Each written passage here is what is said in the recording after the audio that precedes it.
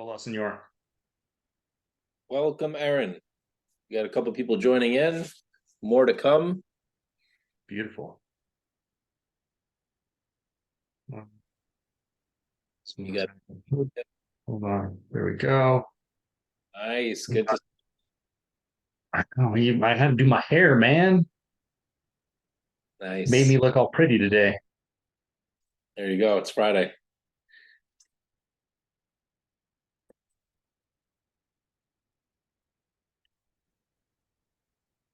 All right, everybody. Welcome to the call. We'll get started in just a few minutes. Welcome, Gina. Welcome, Janie, Larry. Let us know what it is you want to learn today. How's your business plan going for 2024? Today, we're going to get into visioneering, planning, creating. What does 2024 completing on 2023? I mean, for me, 2023 is pretty much done. Done. It's over. Is already where we're going next. I'm in the same boat. I keep saying 2024. Like I've been in 2024. I think since like mid-October since I started planning. There you go. Well, you really turned me on to that.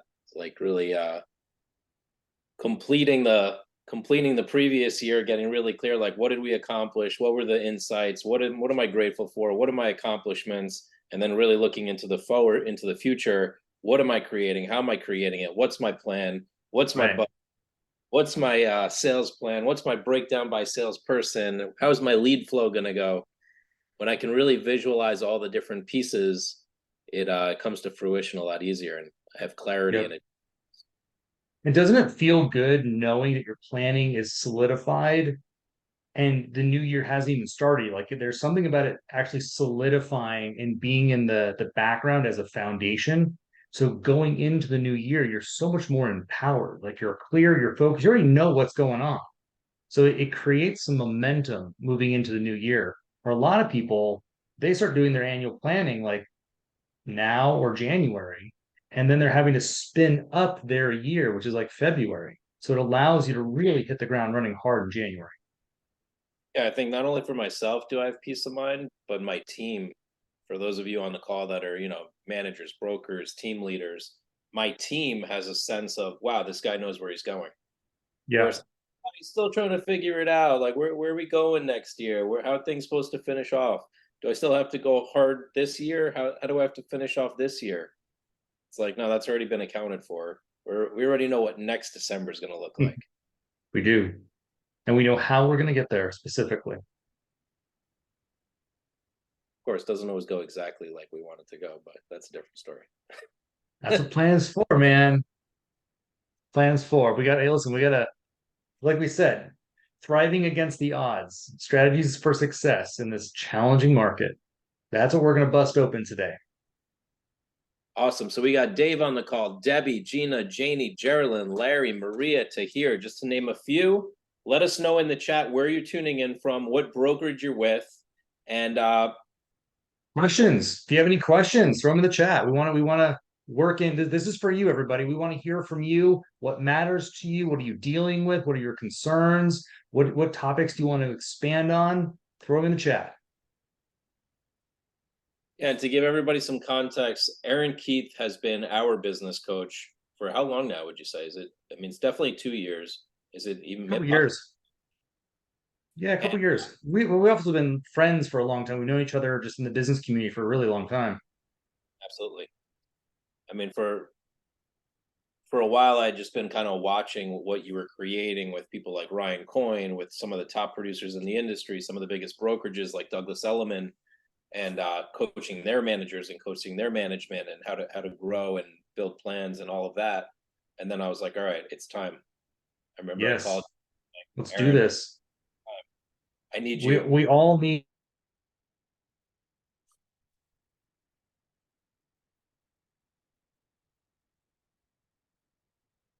help. Absolutely. So I'm not seeing any participation in the chat. Maybe some of you are tuning in from your phones, but if you are on the computer, let us know. We got Larry from Utah. Amazing. And the rest of you, will make this very interactive. I know Aaron likes to ask a lot of questions on these, and I'll be Yeah. asking a lot of questions. So we got Beth from Cape Cod. Hey, Beth. I know Beth from Facebook. We got Geraldine Vanderberg from Green Bay. We got Tahir with his Otter AI assistant, or her Otter AI assistant. That's the way to do it. I don't know if any of you are using Otter or Fathom. These are We're great pretty good. tools. I love the summaries that they produce. It really does a great job. Yeah. Larry, thanks for joining from Utah. I am currently in Utah, so hopefully you're going to get some ski turns in this weekend. It is snowing right now. I'm gonna go to Utah in the next week or two. We got to talk about that actually. I'm definitely gonna fly out there. You better let me know when you're coming. Definitely. All right, so we wanted to put this together. This is for all of you. This is really for you to get a jump start on 2024, to learn how to thrive against the odds in this, crazy real estate market, to really get some clarity on where you're going, your GPS, your map on your future. I know Aaron's got great insight to all of this. He's been coaching us for years on this, and I think it takes time. Like I would say, after 3 years of being coached by you on, you always send me an email around I don't know, October probably. October. Hmm. Like, hey, now it's time to start planning for 2020. Dude, I can't start now. I got so much on my plate. October is a huge month. But I start thinking about it and I start taking the notes and I start working on it. And it does take time to create a plan. It's not like a 1 hour job. It's not a 2 hour job. For me, it's a multi-month thing. It's just like an evolution. It's like a work of art. It's a masterpiece. So Well I'm excited said. to talk about it with you. Let's jump into it. What do you want to? What would you like to Let's start go. here about? So, first of all, thank you everyone for being here. I know your time is really, really valuable. Alex and I really appreciate you spending an hour with us. We're committed that you get some solid nuggets that you can take back to your company, apply those nuggets, and truly produce results. So, that is our commitment.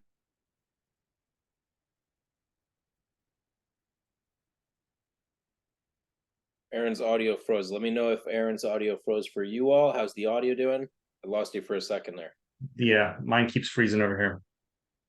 So we're just really committed that you get a lot of value out of this and that these are nuggets that you can apply and that they will produce results in your business. So Alex and I are going to start with your sales goal.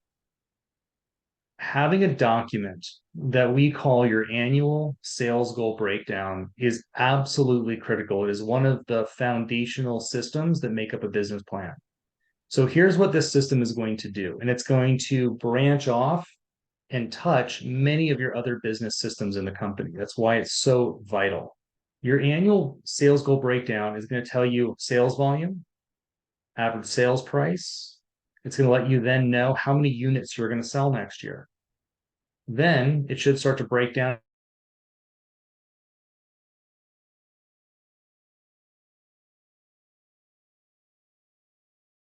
appointments, how many of those appointments are going to convert to actual buyers and sellers that have hired you. Then last, your conversion ratio. How many of those buyers and sellers are honestly going to transact and complete the transaction with you? It is absolutely paramount you know that information by month, by quarter, and by year. So let's start talking about what that system touches, right? Because this information touches all kinds of other powerful systems in our business. The next system it touches is our lead source breakdown. What's our lead source breakdown?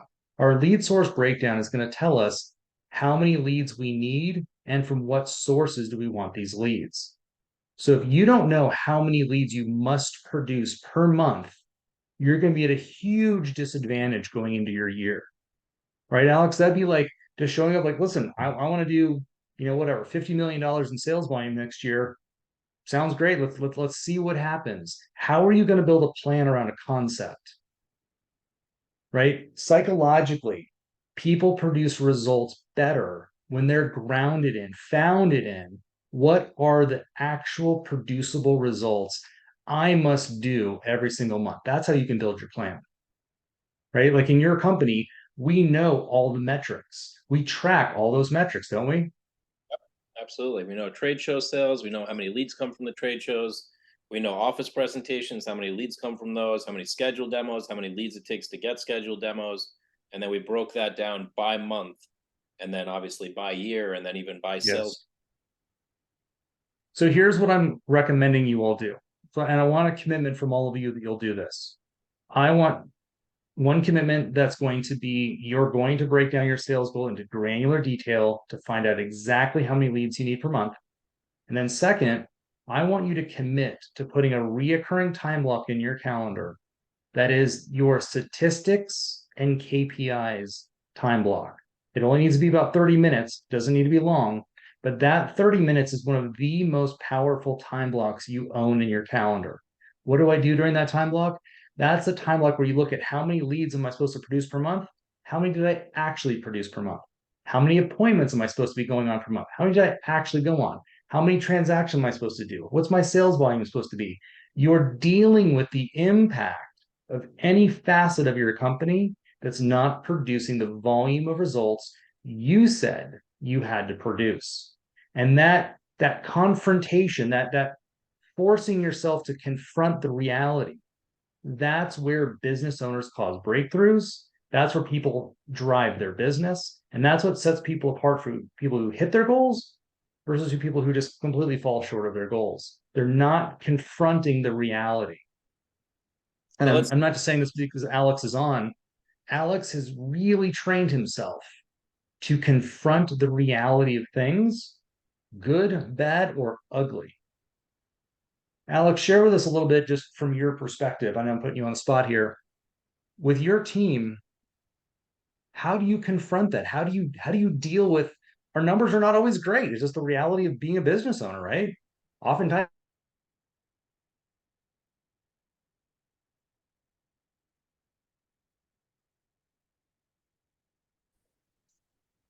I lost you for a second. What was the last sentence you said? so Alex, how do you confront your numbers with your team?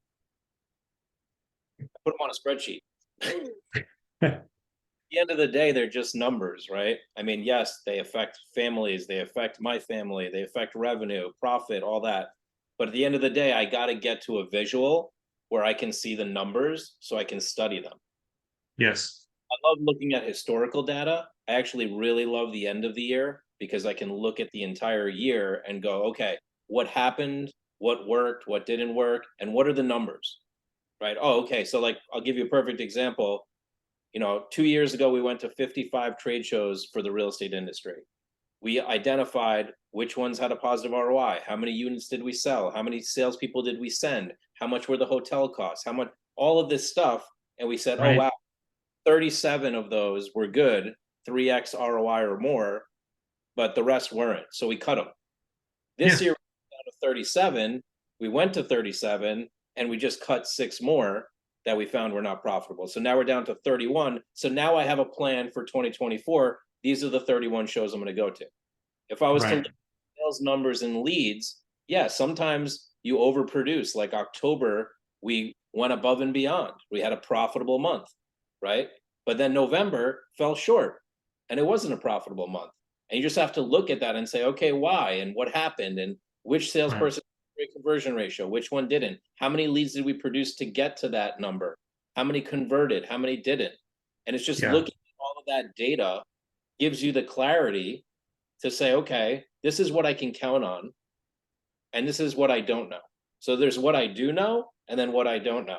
And I still like to Right. start with what I do know, because then it's like, okay, I can repeat what I do know, and now what am I going to do to change that or improve that? And then what's the stuff that I don't know? Now I have to make my assumptions. Now I have to test it, see how it returns for the month, see how it returns the following month, etc.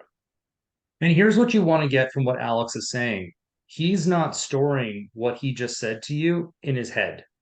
We have dashboards that show this, and this isn't complicated, everyone. You do this on Excel. You don't have to have some fancy program. If you want a fancy program, they're out there. Clipfolio, KLIP Folio, awesome dashboard company, very inexpensive. It can attach to QuickBooks, Salesforce, HubSpot, Excel spreadsheets. But what we do for my own companies, we just have a simple Excel spreadsheet based on each area of the business. So I have a finance tab, a marketing tab, a sales tab, and I invite you to do this. I strongly, strongly invite you to do this for the coming year. Bust out an Excel spreadsheet today and write down all the things in your business that you want to track. Where do you want to see your ROI, your return on investment? Where do you want to track your ROT, your return on time? Where do you want to track anything? The open rate of your newsletter. So here's what a dashboard has. There's three columns. What's my target or goal for that area? What's the actual produced for that month?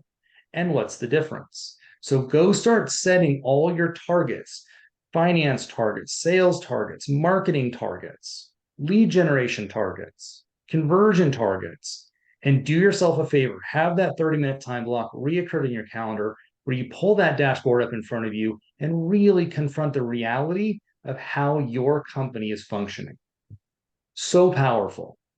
Let me ask for people on the call. Let us know. Put a one if you have a spreadsheet or a business plan that is more than your basic business plan. Like it actually involves numbers and spreadsheets. So put a one if you have a spreadsheet with your business plan or multiple sheets with your business plan, and two if you don't and you're working on it. Some twos. Okay. We got to get some business plans out to you guys. All right, awesome. So that Love it. so that what Aaron's sharing with you is key. It's not it's not like this big drawn out like business plan. Yes, it can become that. I mean, if you saw our spreadsheets, it's like Dan, my business partner, he does a lot of the finance stuff. It's like 20 sheets long. It's got formulas and blah blah blah. But I He's mean, not joking. so you don't need to go that far. What you need to at least have is, and correct me if I'm wrong, because I don't deal with real Mhm. estate salesperson numbers, but it's like you're going to do an X number of transactions this year. Let's say the Mhm. or let's say the number is 100, whether it's 10 or 100 doesn't matter. And then you're going to say, okay, where did my 10 deals come from last year? That's the lead source breakdown. So I got Yeah. two from open houses, I got two from referrals, I got two from Zillow, I got two from realtor.com, I got one from this call on Google. Boom, here's my lead source breakdown. Okay. Or that's my deal source breakdown. Now, how many Yeah.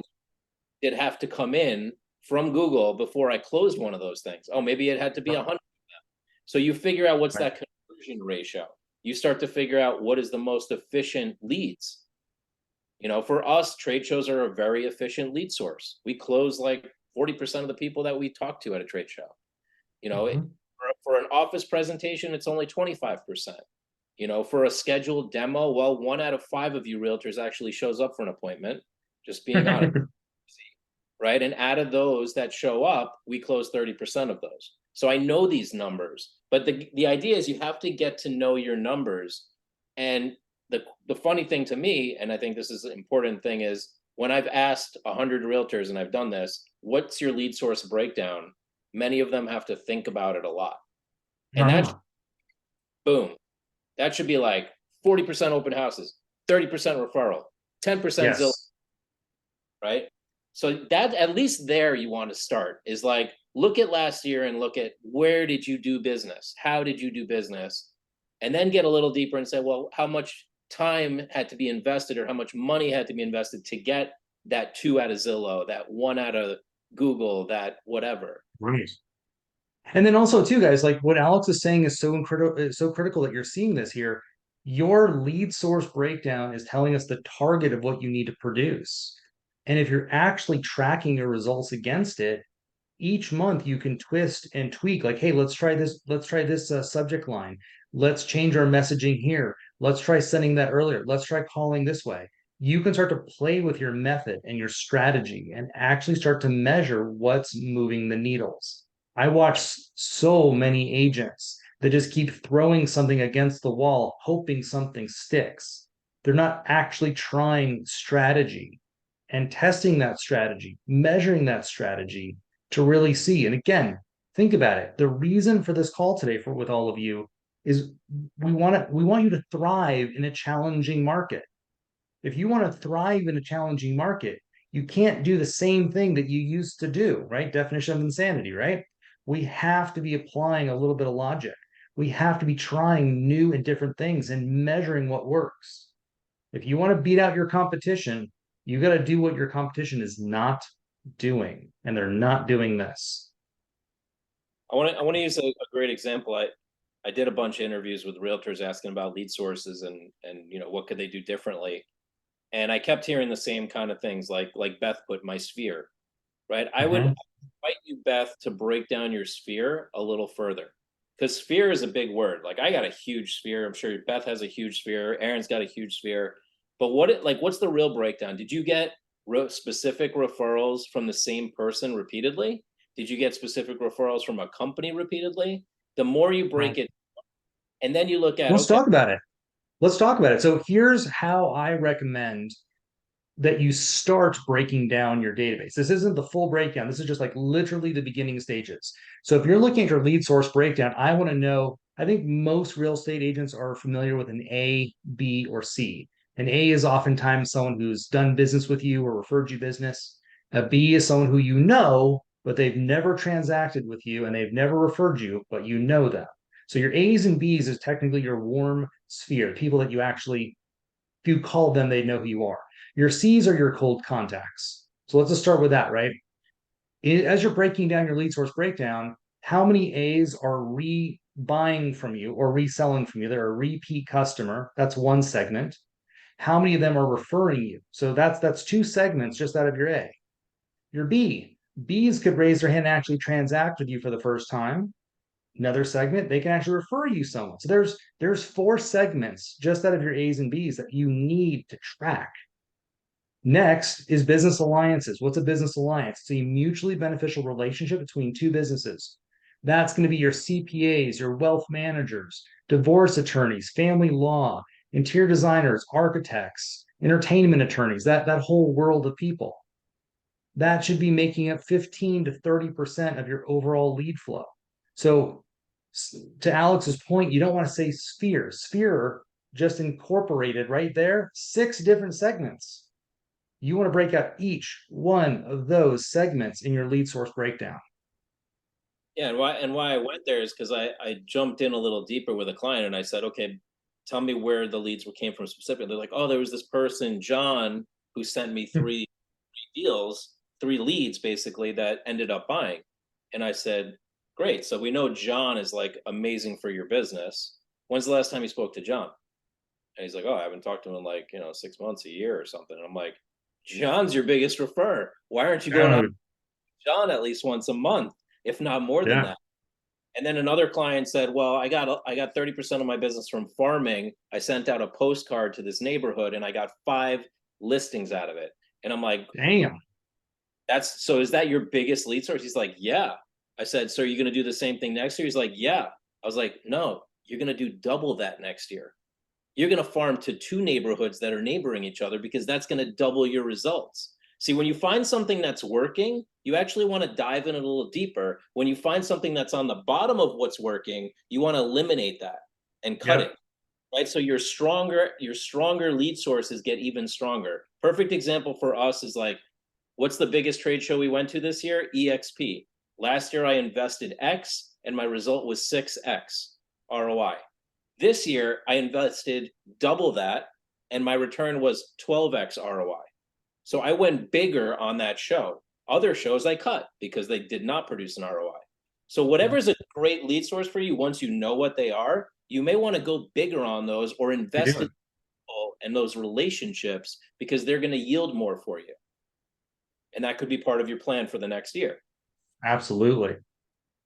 So let's keep evolving the conversation, right? So far, just to recap where we are, we've talked about our annual sales goal breakdown. We've talked about KPIs and tracking on a dashboard. We've talked about our lead source breakdown, tracking how many leads we need from different sources. So next, before we're going to get to marketing plan in a minute, we need to talk branding.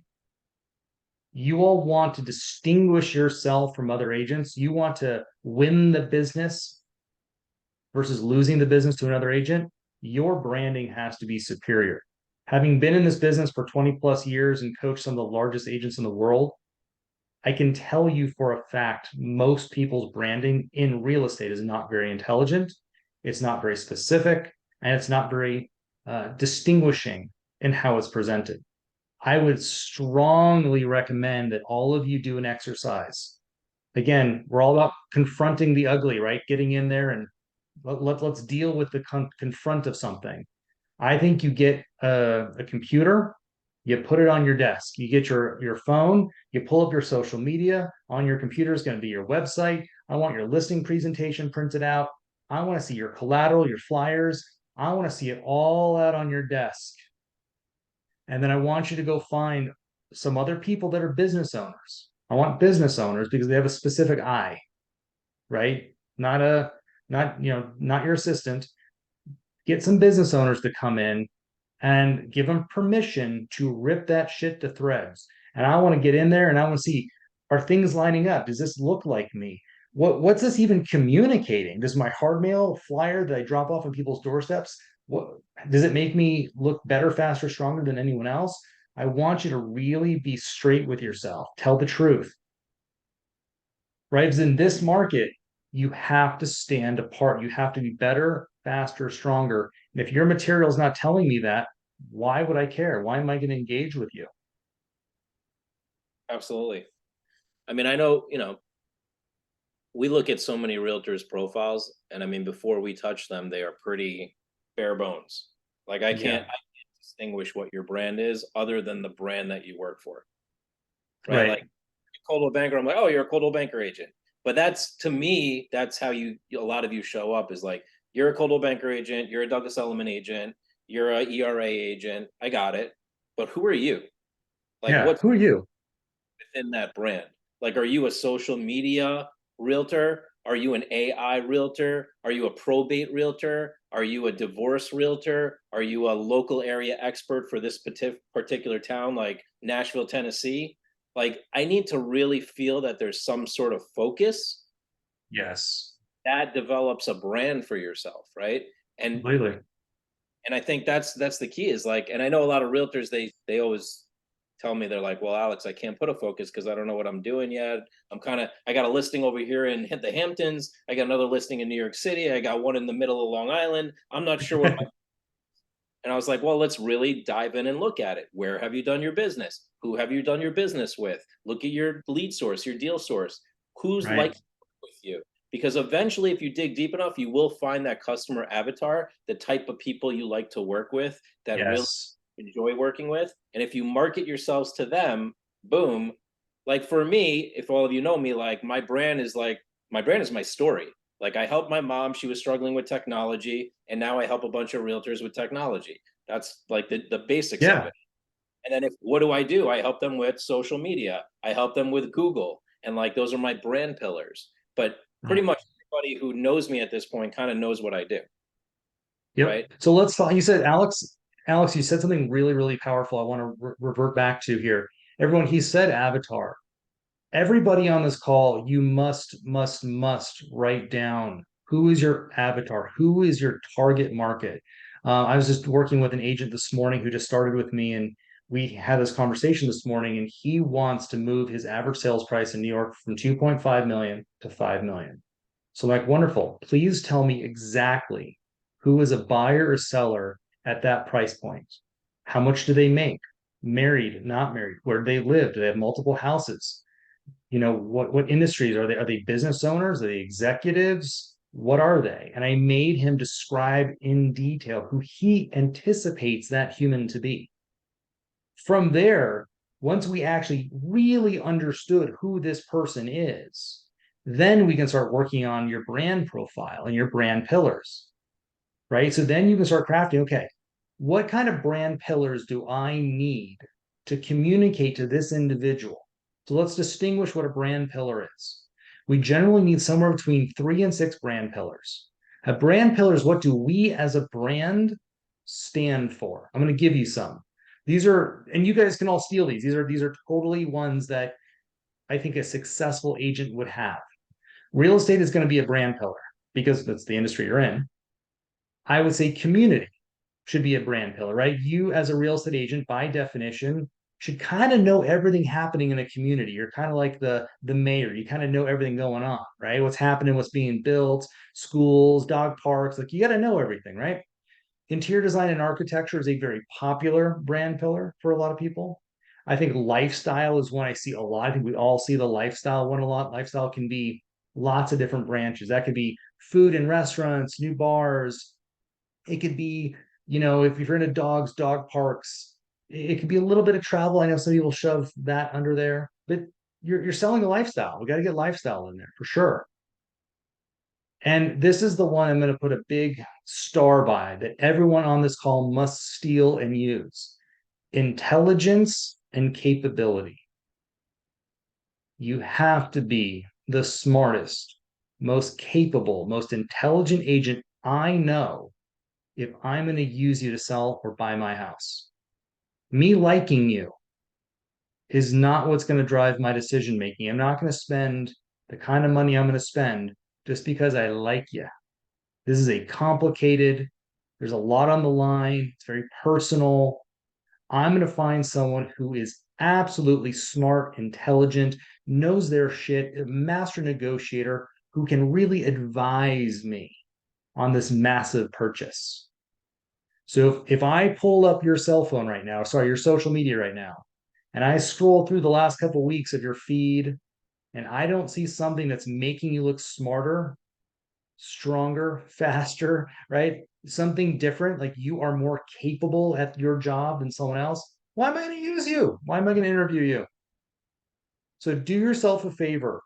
over the next couple of weeks, start jotting down somewhere between 3 and 6 brand pillars that you think are A, authentic to you, but also are going to convey and communicate your message properly to your target audience, your target consumer, that has to match. If I see ones with alcohol in your hand and you're drunk with your buddy at the bar, $5 million buyers probably not going to want to interview you, right? The gym selfie probably not going to get you there. And I think Alex, I think that's something that I'd love for you to talk about is auditing, kind of like we said a few minutes ago, by putting everything on the desk and auditing. When you look at someone's social media, what are some of the things that people should be auditing off of their social? I was just doing that with some of the people that are on this call. I mean, Melanie, Dave, Claudia. I was just going on Google just to see if within a quick glance could I figure out like what is your brand, like what's making you unique, right? Yeah. I mean, Melanie, if you're on the call, let me know if I can help you out. Dave Parker, if you're on the call, let me know if I can help you out. I did find some things I could tell you about your branding, and we may be working on your branding as we speak. But I'll kind of keep it generic so I don't put people on the spot unless they want to be. But the point Sure. is, I googled a bunch of you, and it's not clear to me what exactly you do in real estate. I can tell that you do real estate, right? So Monica says, put me on the spot, right? So let me just take Monica as an example. All right. So Monica,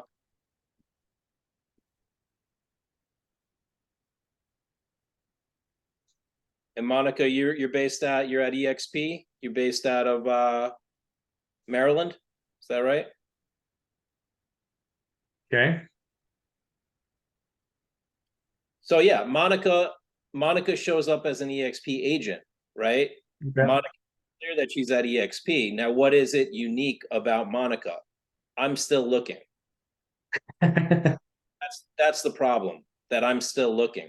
So like within seconds, I should be like, oh, that's what that realtor does, or that's what's unique about that realtor, right? I found a realtor that was in Hawaii. It was like, okay, she's the Maui realtor, right? But I didn't really feel like you were fully capturing that Maui realtor brand, right? It's just the fact that you're in Maui and you sell real estate in Maui. There was another person that did residential and commercial that I Googled who's on this call, right? And when I went on their site, I saw a giant yacht.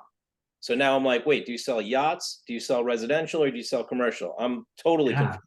Now you're just confusing your consumer.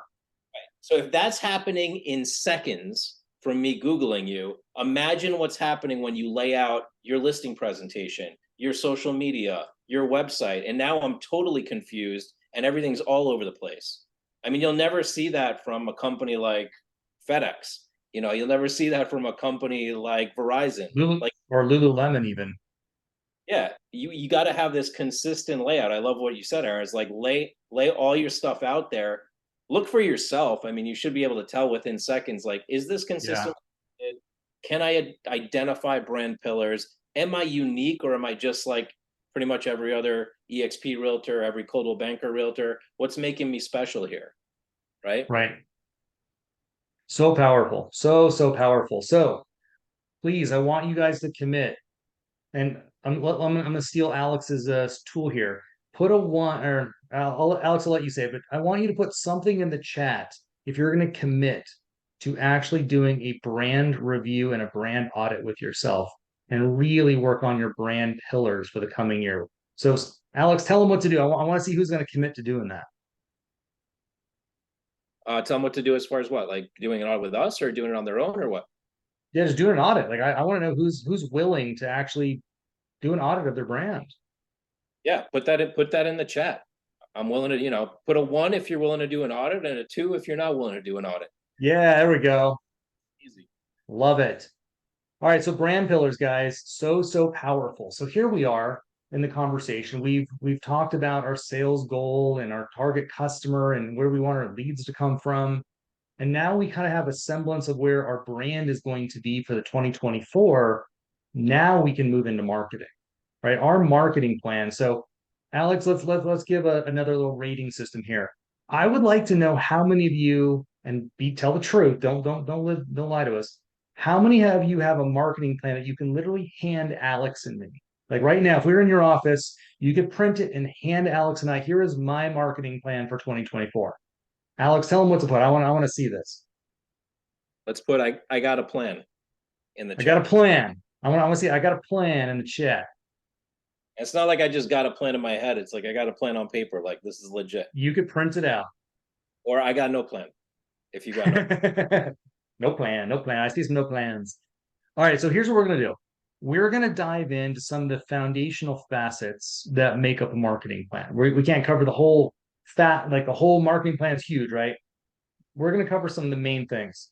I gotta interrupt you for a second because Yeah, this is please. the point, right? Like, and I love my clients, and I have clients on here that I know for 10, 15, 20 years in real estate, right? And it's like they're putting I got no plan. I And see. this is the state of the market. When we're in a market like this that's challenging and you don't have a plan, you're either going to stay flat or it's going to go down. There's no way it's going to Hmm. go up because you got no plan, right? So like this is the time, like you want to be in a market that's challenging and you want to thrive, you actually have to have a plan. And this is just like, I'm just going to be direct. Like you need to have a plan. You You can't have to. go into a rough market without a plan, or you're just going to get beat up and then you're going to get kicked off to the side, right? Yes. Creating the plan is key. And I mean, I remember the first time Aaron looked at my plan, he's like, this is crap, right? Like, and that's fine. You got to start somewhere, right? But then he introduced me to like, okay, these are the different types of marketing channels. These are the things you want to be looking at. This is like really breaking it down, which he's going to get into, I'm sure. But Yeah, yeah. it's amazing to me that a lot of people don't have a plan. It's not surprising to me, but it's amazing to me because this is really where we have to all step up our game, like me Yes. included. I know the real estate market. I mean, if I'm selling to realtors a product and 30% of realtors are not going to have a job because that's really what's happening. We see the numbers dropping Yeah. all the time. I talk to associations, the association numbers and member numbers are going down, which is going to make those that are doing business and those that have a plan even more successful because there's going to be more market share for them, right? Right. But there are people that are going to fall off the face of the earth on real estate. Sure.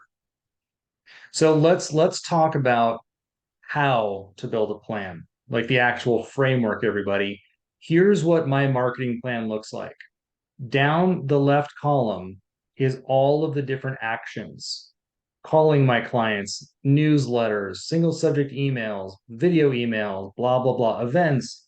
List all of the actions possible down the left hand side. Then, under each action, I want you to write down the segments of your database: A customers, B customers, C customers, business alliances, so on and so forth. So, write all those down. Then, from left to right, I need you to write January through December. I want to see every single month of the year. So, I call mine more of a marketing calendar than a marketing plan because it's literally laid out like a calendar. And then, what you're going to do is you're going to go action by action, segment by segment, and start to put an X. I'm going to take this action with this segment in January, in March, in June, July. I want you to be accountable of the action you're going to take, who you're taking the action towards, and the frequency in which that action must be taken. Consistency produces results. Straight up. Going to the gym once a month ain't going to do shit. Right? Calling your clients once a year isn't going to do it. Not in a market like this, like Alex said. Johnny's giving you 5 leads. You should be calling Johnny every month and sending him a bottle of wine. I want to see a marketing plan put together by January from all of you So that's laid out. yeah, sorry. I just want to repeat what you shared. Let's see what just went. You guys hear me okay? Hear Aaron Yep, we okay? got you. Yeah, we got you. Just to recap what you said, because Monica said repeat that. Column one is your marketing channel, right? So that's like Zillow, open houses, email marketing, whatever the marketing channel is, right? Column two is the segment or the people that you're marketing to. Column three, Yes. frequency to which you're going to be doing that: daily, social media would be daily, right? News Yes. might be weekly or monthly, right? Yes. Zillow might be ongoing or quarterly or whatever you choose. So you Mhm. write the marketing channel, the segment that you're marketing to, the frequency to which you're marketing, and then you might allocate a budget to each one of them. So you start to get a Yep. sense of spending on each. Did I track that Yeah, properly? ex exactly. And then just to add one more column, once you've done that and you put the budget, which is very important, right? Because a lot of you don't know how much. I always get this question, right, Alex? How much should we be spending on marketing? I don't know. It depends on your plan. Your plan will tell you specifically what you're spending money on. Your KPI dashboard that we talked about earlier is going to track if you're getting a return on that money. That's why the dashboard is so important. It's going to track the effectiveness and the return of your marketing plan, your marketing calendar. And then for those of you who have staff or have someone like Alex, an external company that you rely on, that last column is going to be who. Who's responsible for taking that action? Right? Like I don't send out my newsletters. My marketing company sends out my newsletters. I am responsible for calling my clients. So that way we can see all of that on a nice grid. And that is something you print out, you stick up on the wall, and that's your accountability tool. That again, to go back to calendars, calendars are a big, big, big, big part of our business plan. Our calendar is the structure that tells us what to do and when to do it. That is the number one accountability tool we have as humans. So put in your calendar, reoccurred every week. I know Alex has this, where he looks at his marketing plan and what has been accomplished on said marketing plan this month. So, everyone, I want you to commit to that. I want you putting this in your calendar for us. So, you're going to have 30 minutes dedicated to KPIs and statistics. You're going to have another 30 minutes to an hour where you're doing the marketing plan weekly. Those two structures will dramatically improve the amount of action you push out into the world. Now, one thing I want to bring it up as a coaching question for you, Aaron, is one thing Yeah, when you told me to put together our marketing plan, I'm like, wow, I didn't realize there's so many marketing channels, ooh, right? lots. Oh, wow, what about podcasts? What about YouTube channel? What about Facebook? What about Instagram? What about LinkedIn? What, and I could go on and on. And then I was like, I want to do everything. Like when I saw the Right. list, I was like, we got to get all this started. I got to be on a Yeah. podcast. I got to get a podcast on my YouTube channel. And that was to me, that was a mistake because I didn't have to jump on it all. I just had to get some marketing channels that produced effectively and put systems in place that they were up and running automatically, right? Yeah. Then I could move to the next one. So I started to see that some of them were working, and it's like, okay, great, those are working. Make them systematic, delegate them, Yes. have them run on their own, and then I could introduce a new channel, test that one out, create a system, have that run. I kind of went Right. all, and then I got exhausted and I got burnt out. I'm sharing this with you all because when you start doing your marketing plan, you're like, oh my gosh, there's so much I could do, and I should put it all on the plan. You may want to get a visual of what could be possible, but then you get to choose what you're going to put on your calendar and actually Yeah. block for and become effective at a few of those versus being ineffective at all of them. Nice. Yeah, that is gold, everybody. What Alex has said is gold. So to reiterate that, or to say that in slightly different language, he's correct. You're going to list all of the marketing actions you can possibly think of, events, door knocking. I mean, list it all. Then organize it by order of importance. Let's be very direct and honest here, everybody. Some of the marketing that we need to be doing is foundational. So let's just distinguish that real quick. It's a fast conversation. Everyone has to call their clients every 90 days. That's just foundational. Y'all need to be doing email marketing. Foundational. You got to be doing social. Foundational. Handwritten notes. I consider that foundational with my clients. I think handwritten notes are cheap and easy and it's a nice touch. Working with your business alliances. Foundational, right? I would organize my marketing plan that the top chunk is non-negotiable. This is the foundational shit that every realtor better be doing. Then I would move on to the next gradient. This is the next set of things I would like to grow into in 2024. Then the last segment is future. Like, hey, one day it'd be nice to have a podcast. It'd be nice to do this. It'd be nice to do that. So the nice to haves go last. But break it up between this is my absolute foundation I'm going to commit to over my dead body. Next, these are the things I'm going to stretch myself and I'm going to really take on this coming year. That way, like Alex said, you're not eating this whole elephant in one bite and feeling sick. And Yeah. one thing I would share is that if you take on a marketing channel and you do get a quick bang for your buck, that is not indicative of it working continuously. That was Correct. just one off. Now, if it happens consistently, ooh, now that's an effective channel.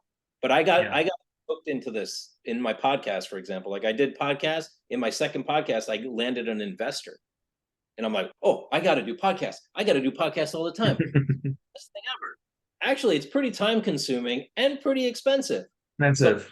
I Yeah. actually slowed that down big time because I realized, oh, that was just a one off. Since then, I've had amazing conversations with people, but it's not my best ROI use of my time. Right. I've got other things that are higher priority. So be careful of that. Like you do Zillow and it's like, oh, I just got a deal. And then 6 months go by and you didn't get another one. It's like, ooh, wait a second. Yep. Exactly. All right. So I'd love to hear some questions from you all as we start to move into this segment of marketing plans. I want to touch on some strategy, and I'd love to hear from you. What do you want coaching on regarding your marketing, your branding? Because we can really tailor this to you if you want as well. So as you guys start to think about some questions, I want to talk about business alliances. Why do I want to talk about business alliances as my primary focus for your 2024 marketing plan? Because statistically, the amount of humans that you used to need in your database to hit your sales goal maybe was here. To hit that sales goal in this environment, it's somewhere up here. I would say most people have to sextuple the size of their database to keep their production where it was. And that's overwhelming, right? Because most of us, there's no way we can grow a database in a year's time that fast. So business alliances is the access to that.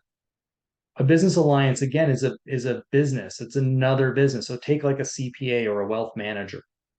They're going to have a very large database. They're successful. They have a pretty good sized database. If we can tether ourselves to this person, we become attached to their database size. So by getting two CPAs, two wealth managers, two divorce attorneys, divorce mediators, blah, blah, blah, now you're really expanding your reach and touch by these professionals. So that to me is a place that you all need to go. And again, I've done this for 20 years. Statistically, most real estate agents that I know do not have the volume of business alliances they're supposed to have. So I want to talk about the strategy. I don't want to just tell you what to do. I want to actually tell you how to do it. So here we go. I'm going to say this kind of fast. Interrupt me if I miss you. The scripting is going to be very simple. I suggest you sit down at your computer and you start sending emails to all of your A clients that you know and who trust you.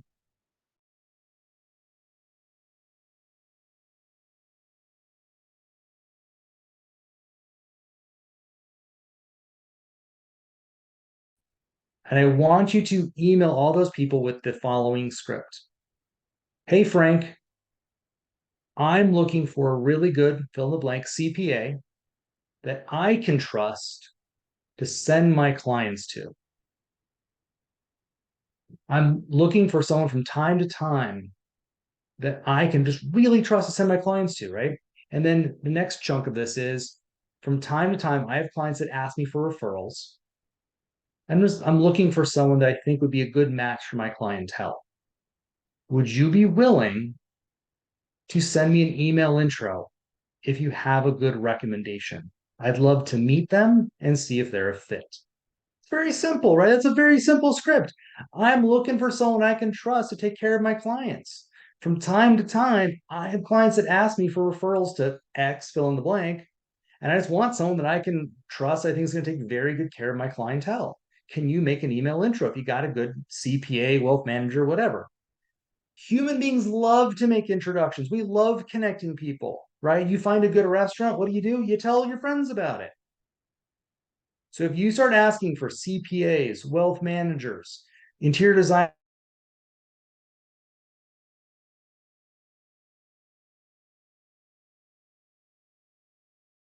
step is simple. Email John back. John, great to meet you. Same script, exact same script. John, great to meet you. I'm looking for a really good CPA or whatever that I can trust to send my clients to. I'd love to schedule a 10-minute, 15-minute phone call. Always tell people how much time you want. Don't ever say schedule a phone call. I would like to schedule a 10 to 15-minute phone call to learn more about you, your business, and the type of clients you like to work with. That's your first date, everybody. You get on, and just like dating, sometimes it's going to go well, sometimes it's going to bomb. But if you commit to doing that strategy, you're going to be introduced to a tremendous amount of potential business alliances that you can put into your database and then further start to nurture relationships with. Alex, how was that? Did that make sense?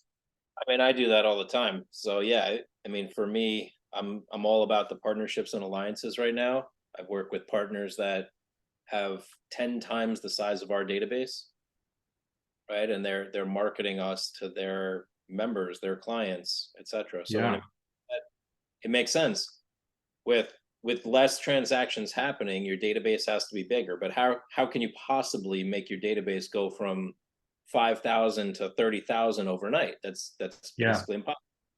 So how do you do it? Is I love what you said. You go and you let them know you want to recommend them, so that in turn they're going to recommend you. But now you're just capturing into their sphere, into their database, and you become the recommended vendor for them. Now that's a yes, to multiply it. And then you got to find out, like, how many partnerships does it take to double or triple or sextuple your database, right? But the yeah, more partnerships and alliances you have like that, for sure, the more businesses that's coming in, and the more they're thinking about you when that time comes.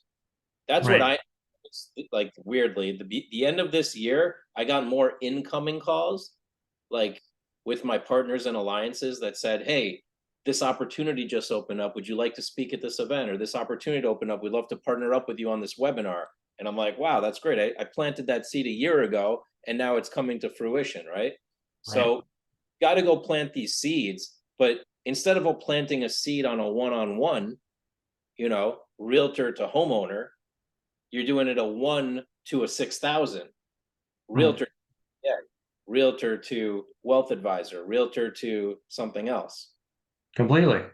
Now, here's the cherry on top. For those of you who want the bonus round, here's the bonus round. You fast forward 3, 4 months from now, you've now done this. You've had all kinds of phone calls, those initial phone calls with a bunch of potential business alliances. Now you start to bring them together. The best thing you can do as an entrepreneur is be a connector. Be a connector. Don't ask, give. Get 3 business alliances together. So you plus 3 business alliances for coffee, a drink, appetizers, and start bringing the CPA, the wealth manager, and the family law attorney. Bring them together for a glass of wine. Hey guys, you'll tell them all individually, hey, I have 2 other business alliances I really want to introduce you to. I think they're going to be great for you. I want to organize something next Wednesday at 5.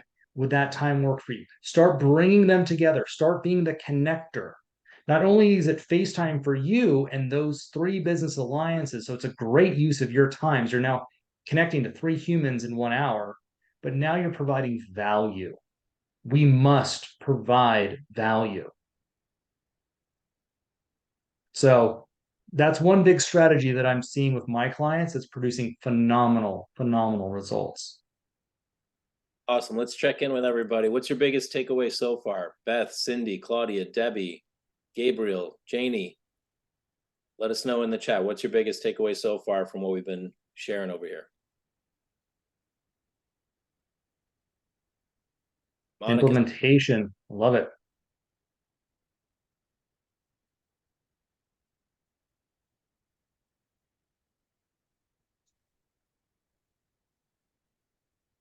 Yep, being a connector. Yep.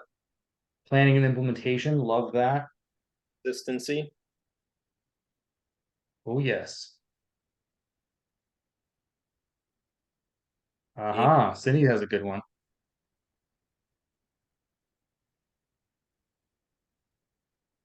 That's great.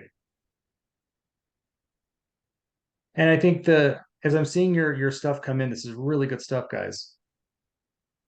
Think about your calendar when you're doing your planning. I know we've been kind of touching on your calendar as we've been going through some of these different primary systems. Do yourself a favor. Put your calendar to work for you. Allow that to guide you to be a success. So, my kind of final moments here of advice.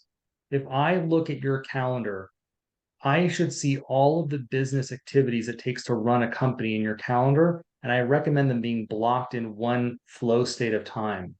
Finances, you want money? You got to work on your money if you're going to get money. So I should see at least an hour in your calendar every week dedicated to business and personal finances.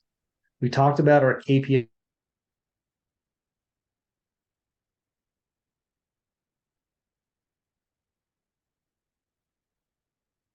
earlier. You're going to call your clients every 90 days. I want that in your calendar. You're going to do a monthly newsletter. I want that in your calendar. You should be taking these foundational things from your marketing plan, putting them in the calendar and hitting the reoccur button so they're there for the rest of your career. all right. So now you know Working on your business. Yeah, go ahead, Alex. what happens when you say that. I'm like thinking like, oh, what did I leave off of my calendar, right? And then I go, oh, where am I going to squeeze that in? Where am I going to squeeze that in, Aaron?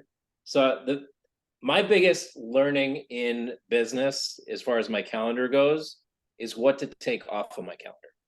Yeah, There's so much to put in it, but when I actually use my calendar and look at my calendar, it's like, how am I spending my days? And what should I be taking off my calendar and replacing with higher priority action items, right? The items that are really going to move my business forward. I mean, I read this book, 10X is easier than 2X. That was a game changer for me. good And book. it basically said like, if you're, if you were to drop these things, would they actually make a difference in your business? So I started dropping things like, oh, I'm going to take this off of my calendar. I'm going to take this off. And I realized it didn't even make a difference that I took them off. So clearly they were not doing me much good, right? There's just such higher priority items like looking at your KPIs, like focusing on your marketing plan, like looking at your branding. That's stuff that's Right, going to for you, right? Looking at your lead sources, looking at your lead conversion, talking to right. your, those are things that are going to move the needle. Right now, I have one day that I focus on national partnerships. Like I have a block for national partnerships on Tuesdays. I got a block for MLS and association partnerships on Wednesdays. And I got a block Good. for partnerships and expansions on Thursdays. And so I know that I'm moving the needle on a national level, a regional level, and on a brand level every week. Then, of course, Completely. time blocked to work with Aaron on my business plan every week, right? These are things that move the needle, like that focus and clearing off the crap. I'm just gonna say we put so much crap on our calendar You do. that's gonna make a difference for you, and you need to take that stuff off. Yep, I agree. Just like auditing your marketing, you got to audit your calendar. So many things find their way onto our calendar over time, and we just passively like, yeah, I guess we're just gonna keep doing the thing. Yeah, that's brilliant. Love this. Great work, everybody. Yeah, Cindy's saying I spoke to a business coach this week who found me on LinkedIn. He tells me all my multimedia marketing is all noise. How do I modify that? So Simple. go for it. We'll go for it, Alex. Well, I was going to say, if it's all noise, to me, that sounds like it's confusing and it's messy and it's chaotic, That's what I'm right? hearing. If he looked at it or she looked at it and it wasn't noisy, it would be like, oh, it's so directed, it's so focused, it's so branded, it's so clear. I got your messaging. I know who you are. That's like clear, right? Noise Yeah, is, oh, what's my home value? Oh, here's this listing and here's this under contract, and then oh, mortgage rates just went up. Like to me, that's all noise, right? Let's get really clean on what we're putting out there. In fact, let's start telling a story, right? Let's not just put things out there. Like I'm building momentum and a story on my social media. If you follow me on Facebook, I'm telling a story, the evolution and progress of myself, my company, where we're going, the vision, all of that. It's like, and people are right. now part of the journey, right? And people want to be part of your journey as a realtor too. They're watching you excel, they're watching you grow, they're watching you become bigger, better, smarter in your local market, and they want to Mhm. celebrate that or like join you or recommend you. But you have to be telling a story. No story, Yeah. what am I following? And Cindy, the thing that you also want to hear and what he's saying is brand pillars. Guys, that business coach is not exactly wrong, may not have been presented to you the correct way, but there's so much noise in the market for all of us always, and it's just going to get worse.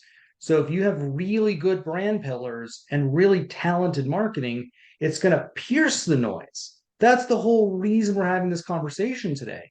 Good marketing strategy mixed with good brand pillars equals penetration of noise. Absolutely. Period.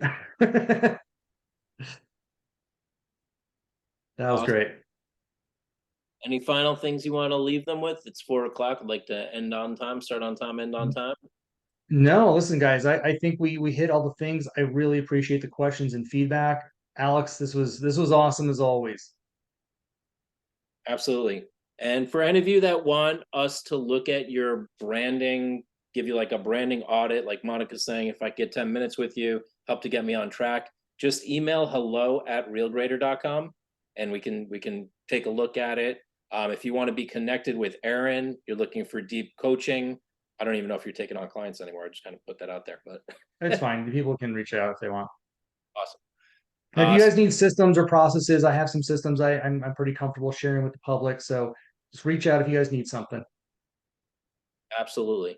All right, everybody. Thank you for attending today. Make 2024 great. Make it greater and Yes. stronger. We've all got it in us. We just have to take action. We have to have focus. Where your focus goes, your business grows. So no organized chaos. Like really get it. I Thanks, love Aaron. it. All right, Alex. Thank you, everybody.